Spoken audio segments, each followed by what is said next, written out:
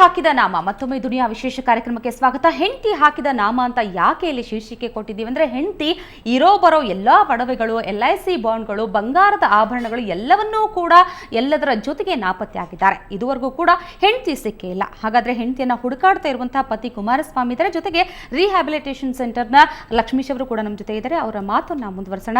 ಈಗ ಕುಮಾರಸ್ವಾಮಿ ಅವರೇ, ನೀವು ರಿಹ್ಯಾಬಿಲಿಟೇಷನ್ ಸೆಂಟರ್ಗೆ ಸೇರ್ಪಡೆಗೊಂಡ್ರೆ 21 ದಿನಗಳ ಕಾಲ ಟ್ರೀಟ್ಮೆಂಟು ತಗೊಂಡ್ರೆ, ಅದಾದ್ಮೇಲೆ ಮನೆಗೆ ಹೋದಾಗ ನಿಮ್ಗೆ ಏನೇನು ಗೊತ್ತಾಯ್ತಲ್ಲ, ಏನಾಯ್ತು ಅಂತ? ಮನೆಗೆ ಹೋದ್ಮೇಲೆ ನನಗೆ ಮನೆ ಎಲ್ಲ ನೋಡಿದೆ.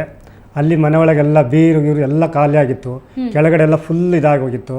ಅಲ್ಲಿ ಹೋಗಿ ನೋಡಿದರೆ ನಂದೆಲ್ಲ ಐಟಮ್ಸ್ ಯಾವುದು ಇರಲಿಲ್ಲ. ಅದು ನೋಡಿದ ತಕ್ಷಣ ನನಗೆ ಒಂಥರ ಮೂಡೇ ಇದಾಗಿ ಹೋಗ್ಬಿಡ್ತು. ನನಗೆ ವಿಷಯ ಇದಾದಂಗೆ ಶಾಕ್ ಆಗೋಗ್ಬಿಡ್ತು. ಏನಪ್ಪ ಈ ಥರ ಆಯಿತು ಅಂತ ಕೇಳ್ಬಿಟ್ಟು ಆ ಶಾಕ್ದಲ್ಲಿ ನಾನು ಕೆಳಗಡೆ ಹೋಗಿ ಆ ಮನೆ ಓನರ್ ಹತ್ರ ಕೇಳಿದೆ, ಏನು ಈ ಥರ ಆಗಿದೆಲ್ಲ, ನಮ್ಮ ಮಿಸ್ಸಸ್ ಎಲ್ಲಿದ್ದಾರೆ ಅಂತ ಕೇಳಿದೆ. ಅವ್ರಿಗೆ ಈ ಥರ ಎಲ್ಲ ಖಾಲಿ ಮಾಡ್ಕೊಂಡಿದ್ದಾರೆ, ನೀವು ಹೆಂಗೆ ಖಾಲಿ ಮಾಡಬೇಕು, ಖಾಲಿ ಮಾಡಿ ಕೇಳ್ಬೋದಾಗಿತ್ತಲ್ಲ, ನೀವು ತಗೊಂಡೋಗ್ಬೇಕಾರಲ್ಲ, ನಾನು ಯಾಕೆ ನಿಮ್ಮ ಹೆಂಡತಿ ತಗೊಂಡೋಗಿರೋದೆಲ್ಲ ನಾವು ಯಾಕೆ ಕೇಳ್ಬೇಕ್ರಿ, ನಾವು ಯಾಕೆ ಇಟ್ಕೋಬೇಕು ಅಂತ ಅವರು ಆ ಥರ ನನ್ನ ಕೇಳಿ ಪಕ್ಕದವರೇ ಹೇಳಿದ್ದಾರೆ. ಹಾಗಾದ್ರೆ ನಿಮ್ಮ ಹೆಂಡತಿನೇ ಎಲ್ಲ ತಗೊಂಡು ಹೋಗಿದ್ದಾರೆ? ಅವರು ನೆನ್ನೆ ಒಂದು ಅವರು ಹೇಳಿರಲಿಲ್ಲ, ಫಸ್ಟ್ ಬ್ಯಾಗಲ್ಲಿ ತಗೊಂಡು ಹೋಗ್ತಾ ಇದ್ರು ಅಂತ ಹೇಳಿದ್ರು. ನಾನು ಅದಕ್ಕೆ ಕೇಳಿದೆ, ನೀವು ಯಾಕೆ ತಗೊಂಡೋಗ್ಬಿಟ್ರಿ? ಅವ್ರು ಹೇಳಿದ್ದಾರೆ, ಅವರು 21 ದಿನ ಊರಿಗೆ ಹೋಗಿದ್ದಾರೆ, ಬಂದೇ ಇಲ್ಲ, ಅವ್ರ ಅಕ್ಕಾರ ಮನೆಗೆ ಹೋಗಿದ್ದಾರೆ, ಅವ್ರ ಅಣ್ಣಾರ ಮನೆಗೆ ಹೋಗಿದ್ದಾರೆ ಅಂತ ಹೇಳ್ಕೊಂಡು ಓನರ್ ಹತ್ರಲ್ಲ ಈ ತರ ಸುಳ್ಳು ಹೇಳ್ಬಿಟ್ಟಿದ್ದಾರೆ. ಸುಳ್ಳು ಹೇಳ್ಬಿಟ್ಟು ಈಗ ಅಕ್ಕಪಕ್ಕದವರಾಗ್ಲಿ ನಿಮ್ಮ ಮನೆ ವಿಷಯಕ್ಕೆ ಯಾಕೆ ಅವ್ರು ಬರ್ತಾರೆ? ನಿಮ್ಮ ಹೆಂಡತಿ ಅವರು ನಿಮ್ ಸಾಮಾನುಗಳನ್ನ ಅವ್ರು ತಗೊಂಡು ಹೋಗ್ತಿದ್ರೆ ಬೇರೆಯವ್ರಾದ್ರೂ ಹೇಗೆ ಪ್ರಶ್ನಿಸೋದಕ್ಕಾಗತ್ತೆ? ಈಗ ನೀವು ಮನೆಗೆ ಹೋಗಿ ನೋಡಿದಾಗ ಅಲ್ಲೇನಾದ್ರೂ ಒಂಥರ ದರೋಡೆ ಆದ ರೀತಿ ಆಗಿತ್ತಾ, ಅಥವಾ ಎಲ್ಲ ದೋಚ್ಕೊಂಡು ಹೋದಾಗಿತ್ತಾ, ಹೇಗಿತ್ತು? ದರೋಡೆ ಆಗಿರಲ್ಲ, ಎಲ್ಲ ಐಟಮ್ಸ್ ಎಲ್ಲ ಯಾವ ತರ ಇತ್ತು ಎಲ್ಲ ತಗೊಂಡೋಗಿ ಇಟ್ಕೊಂಡು ತಗೊಂಡೋದಂಗಾಗಿತ್ತು. ನನಗೆ ಏನೊಂದು ಐಟಮ್ಸ್ ಬಿಟ್ಟಿರ್ಲಿಲ್ಲ. ನನ್ನ ಸೈಟು, ಇದ್ರದ್ದು ಪತ್ರಗಳು, LIC ಬಾಂಡ್ಗಳು, ಗೋಲ್ಡ್ಗಳು, ಚೈನ್ಗಳು, ಡಾಲರ್ಸು, ಇಡೀ ಇದೆಲ್ಲ ತಗೊಂಡಿದ್ದಾರೆ. ಬಟ್ಟೆಗಳು ಒಂದು ಬಿಟ್ಟಿಲ್ಲ, ನನ್ನ ಬಟ್ಟೆಗಳೆಲ್ಲ ತಗೊಂಡು, ಪ್ಯಾಂಟ್ಗಳು, ಹೊಸ ಹೊಸ ಡ್ರೆಸ್ಗಳೆಲ್ಲ ತಗೊಂಡಿದ್ದಾರೆ.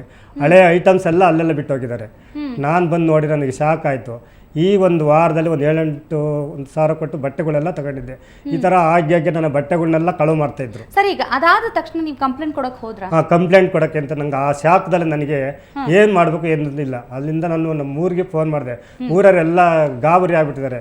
ಅವ್ರು ಎಲ್ಲೋಗಿ ಏನಾಗಿದ್ದಾನೋ ಏನು ಬಿಟ್ಟಿದ್ದಾನಂತ ಊರಲ್ಲಿ ಯಾರು ಎಲ್ಲ ನೆಂಡಿ ರಿಲೇಷನಲ್ಲೆಲ್ಲ ಗಾಬರಿ ಆಗ್ಬಿಟ್ಟು ಊಟ ಗೀಟ ಎಲ್ಲ ಬಿಟ್ಟು ಕೂತ್ಬಿಟ್ಟಿದ್ದಾರೆ. ಅವಾಗ 21 ದಿನ ಆದಮೇಲೆ ಮನೆಗೆ ಬಂದ ತಕ್ಷಣ ಅವರು ನಮ್ಮ ಅಣ್ಣಗಳು ಇಲ್ಲೇ ಇದ್ದಾರೆ. ನಮ್ಮ ಅಣ್ಣನ ಮಗ ಒಬ್ಬ ಇಲ್ಲಿ ಕಾರ್ ಡ್ರೈವರ್ ಆಗಿದ್ದಾರೆ. ಅವರು ಫೋನ್ ಮಾಡಿದ್ದಾರೆ ಆಫೀಸ್ಗೆಲ್ಲ. ಫೋನ್ ಮಾಡಿಬಿಟ್ಟು ಈ ಥರ ಆಫೀಸಲ್ಲಿ ಮಾಡಿದ್ದಾರೆ, 15 ಸಾತು ಕೆಲಸಕ್ಕೆ ಬಂದಿಲ್ಲ. ಇವರು ನಮ್ಮ ಅಣ್ಣನ ಮಗನ ಹೋಗಿ ಕೇಳೋದಕ್ಕೆ ಅವರು ಕೇಳಿದ್ದಾರೆ, ಇಲ್ಲ ಅವ್ರು ಆ ಥರ ಸೇರ್ಕೊಳ್ಳೋದಲ್ಲ, ಬರ್ತಾರೆ ಡೈಲಿ ಕೆಲಸಕ್ಕೆ ಬರ್ತಾರೆ ಅನ್ನೋದಕ್ಕೆ ಅವರು ಆಫೀಸಿಂದ ಲೆಟ್ರನ್ನು ಕಳಿಸಿದ್ದಾರೆ. ಲೆಟ್ರ್ ಕಳಿಸಿದ್ರೆ ಇಲ್ಲಿ ರಿಸೀವ್ ಮಾಡೋರು ಯಾರು ಇಲ್ಲ, ಎಲ್ಲ ಲಾಕ್ ಮಾಡಿದ್ರು. ಲಾಕ್ ಮಾಡ್ಕೊಂಡು ಮತ್ತೆ ಆಫೀಸಿಗೆ ವಾಪಸ್ ಬಂದಿದ್ದೆ. ನಮ್ಮ ಅಕ್ಕನ ಮಕ್ಕಳು, ನಮ್ಮ ಅಣ್ಣನ ಮಕ್ಕಳೆಲ್ಲ ಬಂದು ಕೇಳುತ್ತೆ ಓನರ್ ಹತ್ರ. ಅವರು 15 ಸಾಯ್ತು ಕಂಡ್ರಿ, ಓಡೋಗಿದ್ದಾರೆ, ಊರಿಗೆ ಹೋಗಿದ್ದಾರಂತೆ, ಅವ್ರ ಅಕ್ಕನ ಮಲಿದಾರಂತೆ, ಅವ್ರ ಅಣ್ಣನ ಮಲಿದ್ದಾರೆ, ನಮಗೆ ಬಾಡಿಗೆ ಕೊಟ್ಟಿಲ್ಲ, ಹಂಗೆ ಅಂತೆಲ್ಲ ಹೇಳಿ ಆ ಹುಡುಗನ ಎದುರಿಸ್ಬಿಟ್ಟು ಈ ಥರ ಈ ನೆನ್ನೆಯನ್ನು ಸಾಮಾನೆಲ್ಲ ತಗೊಂಡು ಹೋಗ್ತಾ ಇದ್ದಾರೆ ಅವ್ರ ಮಿಸ್ಸಸ್ ಅಂತ ಹೇಳಿ ಹುಡುಗರಿಗೆ. ಅಷ್ಟು ದಿನಗಳಾದ್ಮೇಲೆ ನಿಮ್ಮ ಕಂಪ್ನಿಗೆ ಹೋಗಿದ್ರ ನಿಮ್ಮ ಕೆಲಸಕ್ಕೆ? ಆ ಕಂಪ್ನಿಗೆ ಮೊನ್ನೆ ಬಂದು 21 ದಿನ ಆದಮೇಲೆ ಒಂದಿನ ಹೋಗಿ ರಿಪೋರ್ಟ್ ಮಾಡ್ಕೊಂಡಿದ್ದೆ ಮೇಡಮ್, ಬರಲೇಬೇಕು ಅಂತಂದ್ರು. ಆಮೇಲೆ ಬಂದು ಹೋಗ್ಬಿಟ್ರೆ ನಂಗೆ ಅಲ್ಲಿ ಏನು ಕೆಲಸ ಮಾಡೋಕ್ಕೆ ಒಂಥರ ಆಗಲಿಲ್ಲ. ಬಂದ್ಬಿಟ್ಟು ಊರಿಗೆ ಹೋಗಿ 1 ವಾರ ರೆಸ್ಟ್ ತಗೊಂಡು ಅಲ್ಲೆಲ್ಲ ನೋಡ್ಕೊಂಡು ಅವರೆಲ್ಲ ಗಾಬರಿ ಆಗಿತ್ತು. ಈಗ ನಿಮ್ಮ ಹೆಂಡತಿ ನಂಬರ್ ಆಗಲಿ, ಮೊಬೈಲ್ ನಂಬರ್ ಆಗಲಿ ಏನೂ ಇಲ್ವಾ? ಇಲ್ಲ, ಎಲ್ಲ ಇತ್ತು. ಮೊಬೈಲ್ ಅವ್ರ ಹತ್ರ ಇತ್ತು, ನನ್ನ ಹತ್ರ ನಂದು ತಗೊಂಡು ಕಳುವು ಮಾಡ್ಕೊಂಡಿದ್ದಾರೆ, ಬ್ಯಾಗಲ್ಲಿ ತಗೊಂಡೋಗಿದ್ದಾರೆ. ಅವ್ರದ್ದು ನಂಬರ್ ಇತ್ತು, ಆ ನಂಬರ್ ಎಲ್ಲ ಇವಾಗ ಚೇಂಜ್ ಮಾಡಿಬಿಟ್ಟು ಯಾವುದೋ ಸಿಮ್ ಕಾರ್ಡ್ ಚೇಂಜ್ ಮಾಡ್ಕೊಂಡಿದ್ದಾರೆ.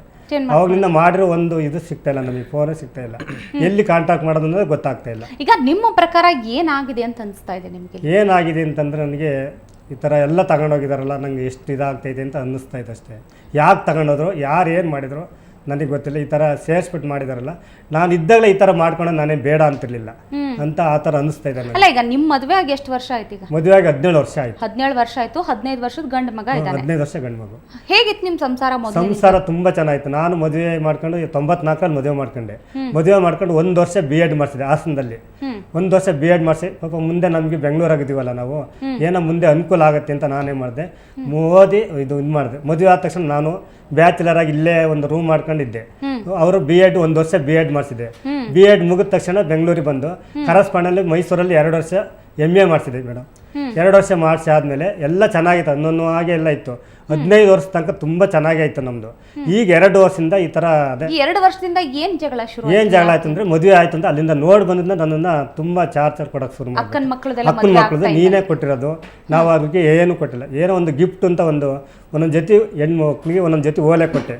ಅದನ್ನೇ ಅವರೇ ಹೇಳಿದ್ದು, ಈ ಥರ ಮಾಡಿಕೊಡೋಣ, ನಿಮ್ಮ ಅಣ್ಣನ ಮಗು $1 ಕೊಡೋಣ ಆಯ್ತು ನೋಡೋಣ ಅಂತ ಸುಮ್ಮನೆ ಇದ್ದು ನಮ್ಮ ಹತ್ರನೂ ದುಡ್ಡಿರಲ್ಲ. ಈ ತರ ಆಗಲ್ಲ ಕಣ್ರಿ, ನಿಮ್ಮ ಈಗ ಹಾವುಗಳೆಲ್ಲ. ಸಾಮಾನ್ಯವಾಗಿ ನಿಮ್ಮ ಹೆಂಡತಿ ನಡುವೆ ಯಾವ ಕಾರಣಕ್ಕಾಗಿ ಜಗಳಗಳು ಬರ್ತಿತ್ತಿಲ್ಲಿ?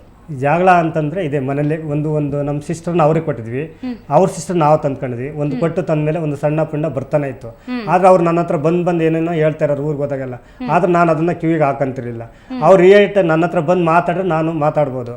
ಸುಮ್ಮನೆ ಅಲ್ಲೇ ಅವ್ರು ಹೇಳಿದಾರೆ ಅಂತ ಬಂದು ನನ್ನ ಹತ್ರ ಹೇಳಿ ಜಗಳ ಮಾಡ್ಬೇಕು ಅಂತ, ಆದ್ರೆ ನಾನು ಅದನ್ನೇನು ಕಿವಿಗಳಿಗೆಲ್ಲ ಹಾಕಂತಿರ್ಲಿಲ್ಲ. ಈಗ ಮುಖ್ಯವಾಗಿ ಬಂದಿರೋದಂದ್ರೆ ನಿಮ್ಮ ಅಕ್ಕನ ನಮ್ಮ ಅಕ್ಕನ ಮಗಳದು ಇದಾಯ್ತು, ದುಡ್ಡಿನ ವಿಷಯದಿಂದ ಇವರೇ ಕೊಟ್ಟೆಲ್ಲ ಮದುವೆ ಮಾಡಿದಾರೆ ಅಂತ ಅವಾಗಿನಿಂದ ನನಗೆ ಟಾರ್ಚರ್ ಕೂಡ ಶುರು ಮಾಡಿದ್ರು. ಈಗ ನೀವು ಆಮೇಲೆ ಪ್ರಯತ್ನ ಪಟ್ರ ನೀವು ಅವ್ರನ್ನ ಹುಡುಕಕ್ಕೆ, ಯಾವ ನಿಮ್ಮ ಹೆಂಡತಿ ಮಗನ? ಮೊನ್ನೆಯಿಂದ ಫುಲ್ ಈಗ ಒಂದು ವಾರದಿಂದ ಹುಡುಕ್ತೇನೆ, ಸಿಗ್ತಾ ಇಲ್ಲ. ಎಲ್ಲಿದ್ದಾರೆ ಅಂತ ಗೊತ್ತಿಲ್ಲ. ಆ ಊರಿಗೆ ಫೋನ್ ಮಾಡಿದ್ರೆ ಎಲ್ಲಿಗೂ ಒಂದು ಮೊಬೈಲ್ ಇದಕ್ಕೆ ಹೋಗ್ತಾ ಇದೆ, ಚಾರ್ಜ್ ಮಾಡಿದ್ರು ಹೋಗ್ತಾ ಇಲ್ಲ. ಎಲ್ಲ ಸಿಮ್ ಕಾರ್ಡ್ ಎಲ್ಲ ಚೇಂಜ್ ಮಾಡ್ಕೊಂಡಿದ್ದಾರೆ. ನಾನು ಎಲ್ಲಿದ್ದಾರೆ ಅಂತ ಹುಡುಕ್ತಾ ಇದೀವಿ. ಒಟ್ಟು ನಮಗೆ ಸಿಕ್ಕಿದ್ರೆ ನೋಡ್ಬೇಕು ಮಗನ ಅಂತ ನಂಗೆ ಅಷ್ಟೊಂದು ಆಸೆ ಆಗ್ತೈತಿ. ಇವಾಗ ಇಷ್ಟು ವರ್ಷ ನಾನು ಸಾಕಿ ಇವಾಗ ನನ್ನನ್ನು ಬಿಟ್ಟು ಹೋಗಿದಾರಲ್ಲ, ಕರ್ಕೊಂಡು ಹೋಗಿದಾರಲ್ಲ ಅಂತ ನಂಗೆ ಇದು ಮಾಡ್ತಾ ಇದ್ದೀನಿ. ಈಗ ಲಕ್ಷ್ಮೀಶ್ ಅವರೇ, ನಿಜಕ್ಕೂ ಇವ್ರನ್ನ ನೀವು ಟ್ರೀಟ್ ಮಾಡಿದ್ದೀರಾ ಈಗ ನಿಜಕ್ಕೂ ಅಂದ್ರೆ ಅಷ್ಟು ತೀರಾ ವ್ಯಸನಿಗಳಾಗಿದ್ರ ಅಂತ, ಅಂದ್ರೆ ತೀರಾ ಅಷ್ಟು ಕುಡಿತಾ ಇದ್ರ ಇವರು ಅಥವಾ ಹೇಗೆ ಅಂತ ಆ ಒಂದು ನಿಮ್ಮಲ್ಲಿ ತರೋಷ್ಟರ ಮಟ್ಟಿಗೆ ಅಷ್ಟು ಸಿವಿಯರ್ ಆಗಿತ್ತ ಇವ್ರದ್ದು ಚಟಗಳೆಲ್ಲ ಹೇಗಿತ್ತು? ಈಗ ಇವತ್ತಿನ ದಿವಸ ಇವರ ಒಂದು ಅನುಭವ ಇದೆಲ್ಲ ನಾವು ಕೇಳ್ತಾ ಇದ್ರೆ ಇದು ಟೋಟಲಿ ಮಿಸ್ಯೂಸ್ ಮಾಡಿದ್ದಾರೆ. ಇವತ್ತು ನೋಡಿ ಸಮಾಜದಲ್ಲಿ ಅವರ ಒಂದು ಕಾರ್ಯ ಸಾಧನೆ ಮಾಡ್ಕೊಳ್ಳೋಕೆ ಇವ್ರ ಹೆಂಡತಿ ಇರ್ಬೋದು, ಅವರ ಹಿನ್ನೆಲೆ ಏನು ಅಂತ ನಮಗೂ ಗೊತ್ತಿಲ್ಲ. ಇವರು ಅವ್ರ ಕಾರ್ಯ ಸಾಧನೆ ಮಾಡ್ಕೊಳ್ಳೋಕೆ ಇರ್ಬೋದು ಏನು ಅಂತ ನಮಗೂ ಗೊತ್ತಾಗ್ತಾ ಇಲ್ಲ. ಟೋಟಲ್ ಆಗಿ ಇವ್ರನ್ನ ಮಿಸ್ಯೂಸ್ ಮಾಡಿ ನಮ್ಮ ಹತ್ರ ತಗೊಂಡ್ಬಂದು ಈ ರೀತಿ ಇವ್ರಿಗೆ ಒಂದು ಅನ್ಯಾಯ ಮಾಡಿದ್ದಾರೆ ಅಂತ ಇವತ್ತು ನಮಗೆ ಮೇಲ್ನೋಟಕ್ಕೆ ಗೊತ್ತಾಗ್ತಾ ಇದೆ. ಇವ್ರಿಗೆ ಇವತ್ತಿನ ದಿವಸ ಒಂದು ನ್ಯಾಯ ಸಿಗ್ಬೇಕೀಗ. ಅದಕ್ಕಾಗಿ ಇವ್ರು ಕೂಡ ನಾವು ಕೂಡ ಇರ್ತೀವಿ, ಇವ್ರ ಜೊತೆ ನಾವು ಕೂಡ ಇರ್ತೀವಿ. ಏನಾದರೂ ಈ ರೀತಿಯಾದಂಥ ವ್ಯಕ್ತಿಗೆ ಯಾರಿಂದನೂ ಒಂದು ಅನ್ಯಾಯ ಆಗಬಾರ್ದು ಅನ್ನೋದೇ ನಮ್ಮ ಉದ್ದೇಶ. ಈಗ ನಿಮ್ಮ ಹತ್ರ ಅವ್ರು ದೀಪು ಅನ್ನೋರು ತಂದಿರೋ, ಆದ್ರೆ ಎಲ್ಲ ಫೀಸ್ ಎಲ್ಲ ಯಾರು ಪೇ ಮಾಡಿದ್ರಿ? ಫೀಸ್ ಆಗಲಿ ಇನ್ನೊಂದಾಗ್ಲಿ ಮತ್ತೊಂದಾಗ್ಲಿ ಯಾವುದು ಏನು ಕೊಟ್ಟಿರೋದಿಲ್ಲ. ಅವರು ಬಂದು 10 ದಿವಸದ ಕಳೆದು ಅವರು ಒಂದು ಏನೊಂದು ಚೆಕ್ ಅನ್ನೋದನ್ನು ತಗೊಂಡೋದ್ರು. ಆನಂತರ ಅವ್ರದ್ದು ಒಂದು ಇದೇ ಇಲ್ಲ. ಇವತ್ತು ಫೋನಲ್ಲಿ ಕಾಂಟ್ಯಾಕ್ಟ್ ಆಗಿದ್ದಾರೆ. ಆ ಫೋನಲ್ಲಿ ಕಾಂಟ್ಯಾಕ್ಟ್ ಆಡಿ ಅವರು ಭಾಳ ದುರ್ನಡತೆಯಿಂದನೇ ನಮ್ಮ ಹತ್ರ ಮಾತಾಡಿದ್ದಾರೆ. ನಿಮ್ಗೆ ಯಾಕೆ ಬಿಡಿ, ಇನ್ನ ನಾವು ನೋಡ್ಕೊಳ್ತೀವಿ, ನಾವು ಮಾಡ್ತೀವಿ ಅನ್ನೋಂಥ ಆ ಥರ ಮಾತಾಡಿದ್ದಾರೆ. ಇವ್ರ ಜೊತೆ ನಾನು ಮತ್ತಷ್ಟು ಮಾತಾಡ್ತೀನಿ. ನಿಜಕ್ಕೂ ಮದುವೆ ಆಗಿ 17 ವರ್ಷಗಳೇ ಆಗಿದೆ. 15 ವರ್ಷದ ಗಂಡ ಮಗ ಇದ್ದಾನೆ. ಆದರೂ ಕೂಡ ಗಂಡ ಹೆಂಡರ ನಡುವೆ ಯಾವ ರೀತಿಯ ವಿರಸ ಬಂತೋ, ಯಾಕೆ ಬಂತೋ ಇನ್ನೂ ಕೂಡ ಇದು ನಿಗೂಢ ರಹಸ್ಯವಾಗಿ ಉಳಿದ್ಬಿಟ್ಟಿದೆ. ಹೆಂಡತಿ ಮಗನಿಗಾಗಿ ಕಾಯ್ತಾ ಇದ್ದಾರೆ. ಆದರೆ ನಿಜಕ್ಕೂ ಅಲ್ಲಿ ನಡೆದಿರೋದು ಏನು ಅನ್ನೋದು ಕೂಡ ಇನ್ನೂ ಯಾರಿಗೂ ಗೊತ್ತಾಗಿಲ್ಲ. ಹಾಗಾದ್ರೆ ಏನ್ ಮಾಡ್ತಾರೆ ಮುಂದೆ, ಇದ್ರ ಬಗ್ಗೆ ಕೂಡ ಮಾತಾಡ್ತೀವಿ. ಅದಕ್ಕೂ ಮೊದಲು ಒಂದು ಸಣ್ಣ ವಿರಾಮ.